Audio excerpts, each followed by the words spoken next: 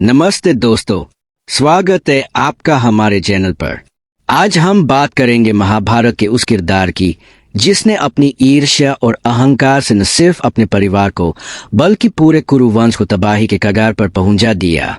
जी हाँ, हम बात कर रहे हैं दुर्योधन की। दुर्योधन ने पांडवों को कई बार धोखा दिया, लेकिन क्या आप जानते हैं कि ये धोखे कब, कैसे और क्यों हुए? इस वीडियो में हम आपको बताएंगे दुर्योधन के हर उस षड्यंत्र की कहानी जिसने पांडवों को मुश्किल में डाला। तो चलिए शुरू करते हैं इस रोचक सफर को। अगर आपको महाभारत की कहानियां पसंद है तो लाइक और सब्सक्राइब करना न भूलें। पहला धोखा, बचपन में भीम को जहर देना। दुर्योधन हस्तिनापुर के राजा धृतराष्ट्र और रानी गांधारी का सबसे बड़ा बेटा। जन्म से ही उसका स्वभाव जिद्दी और ईर्ष्यालु था।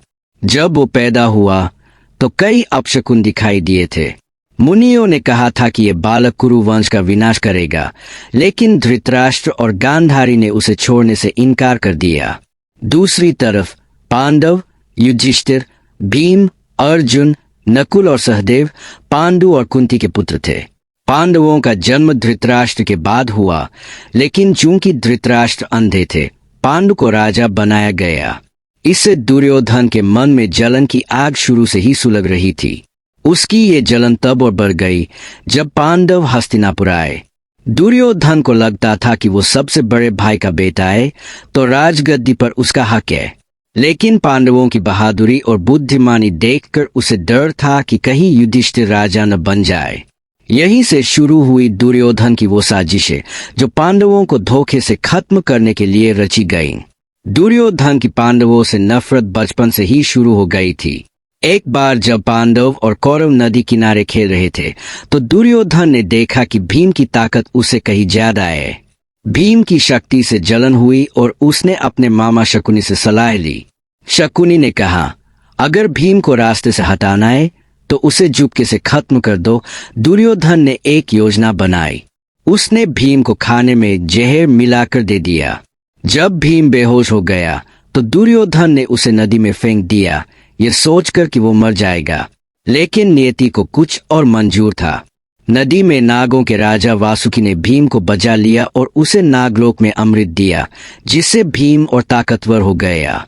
ये था दुर्योधन का पहला धोखा जो नाकाम रहा। दोस्तों, क्या आपको लगता है कि दुर्योधन को इस असफलता से सबक मिला? कमेंट में बताएं। दूसरा धोखा, लाक्षागृह की साजिश। दुर्योधन का दूसरा बड़ा धोखा था लाक्षागृह की साजिश। जब पांडव बड़े हुए तो उनकी लोकप्रियता बढ़ने लगी। दुर्योधन को यह बर्दाश्त नहीं हुआ। उसने शकुनी के साथ मिलकर एक खतरनाक योजना बनाई। उसने अपने पिता धृतराष्ट्र को मनाया कि पांडवों को वारणावत भेजा जाए, जहां एक त्योहार होने वाला था। लेकिन असली मकसद कुछ और था। दुर्योधन ने अपने विश्वासपात्र पुरोचन को बुलाया और कहा, एक ऐसा महल बनाओ जो देखने में शानदार हो, लेकिन लकड़ी और लाख से बना हो, ताकि उसे आसानी से जलाया जा सके। पुरोचन ने वैसा ही किया। पांडवों को उस महल में ठहराया गया। योजना थी कि रात को महल में आग लगा दी जाए ताकि पांडव अपनी मां कुंती के साथ जलकर मर जाए। लेकिन विदुर को इस साजिश का पता चल गया।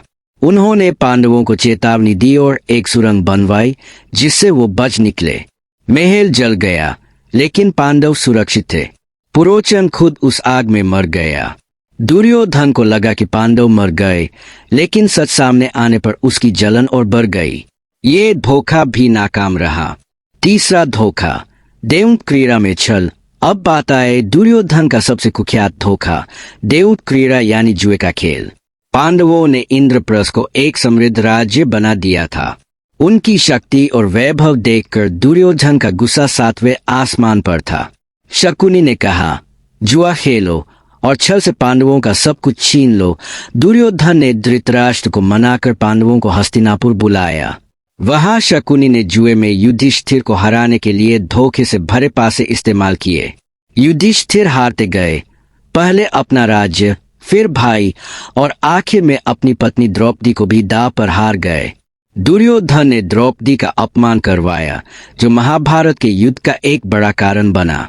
ये धोखा कामयाब रहा, लेकिन इसकी कीमत बहुत बड़ी थी।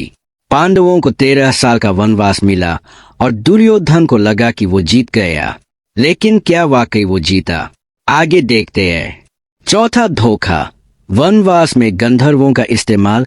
पांडव जब वनवास में थे तब भी दुर्योधन ने उन्हें परेशान करने की कोशिश की। एक बार वो अपने भाइयों और कर्ण के साथ वन में शिकार के बहाने गया। असल में वो पांडवों की हालत का मजाक उड़ाना चाहता था, लेकिन वहां गंधर्वों से उसकी लड़ाई हो गई। गंधर्वों ने दुर्योधन को बंदी बना लिया। पांडवों ने, खासकर भीम और अर्जुन ने, दुर्योधन को छुड़ाया।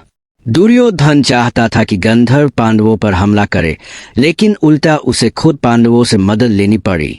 ये धोखा उसी पर भारी पड़ गया। पांचवां धोखा, युद्ध से पहले शांति प्रस्ताव को ठुकराना। जब वनवास खत्म हुआ तो पांडवों ने अपना राज्य मांगा। श्री कृष्ण शांति दूत बनकर हस्तिनापुर आए और दुर्योधन से कहा, पांडवों को उनका हक दे दो या सिर्फ 5 गांव दे दो। लेकिन दुर्योधन ने धोखे से भरा जवाब दिया। उसने कहा, मैं सुई की नोक जितनी जमीन भी नहीं दूंगा। उसने सोचा कि युद्ध में वो पांडवों को हरा देगा, लेकिन ये धोखा उसकी सबसे बड़ी भूल थी। श्री कृष्ण ने उसे चेतावनी दी, लेकिन दुर्योधन नहीं माना। इससे कुरुक्षेत्र का युद्ध शुरू हुआ। छठा धोखा, युद्ध में नियम तोड़ना। कुरुक्षेत्र युद्ध में भी दुर्योधन ने कई बार धोखे का सहारा लिया। उसने भीष्म, द्रोण और कर्ण से कहा कि वो पांडवों को किसी भी तरह खत्म करें। अभिमन्यु को चक्रव्यूह में फंसाकर मारना इसका सबसे बड़ा उदाहरण है। दुर्योधन ने अपने योद्धाओं को नियम तोड़ने के लिए उकसाया, लेकिन आखिर में भीम ने दुर्योधन को गदा युद्ध में हराया। दुर्योधन की सारी साजिशें धरी की धरी रह गईं। दुर्योधन के धोखों का विश्लेषण। दोस्तों, अब सवाल ये है, दुर्योधन ने इतने धोखे क्यों दिए? उसकी ईर्ष्या, अहंकार और शकुनी की सलाह ने उसे हर बार गलत रास्ते पर धकेला। हर धोखे में उसने सोचा कि वो जीतेगा, लेकिन हर बार सच और धर्म की जीत हुई। महाभारत हमें सिखाती है कि धोखे से मिली जीत कभी स्थायी नहीं होती। आप क्या सोचते हैं? कमेंट में अपनी राय जरूर दें। निष्कर्ष और दर्शकों से बातचीत। तो दोस्तों, ये थी दुर्योधन के धोखों की कहानी। लाक्षागृह से लेकर कुरुक्षेत्र तक उसने पांडवों को हर तरह से परेशान किया, लेकिन आखिर में हारा वही। अगर आपको ये वीडियो पसंद आया तो लाइक करें, शेयर करें और चैनल को सब्सक्राइब करें। अगली वीडियो में हम बात करेंगे महाभारत के किसी और रहस्य की। तब तक के लिए नमस्ते।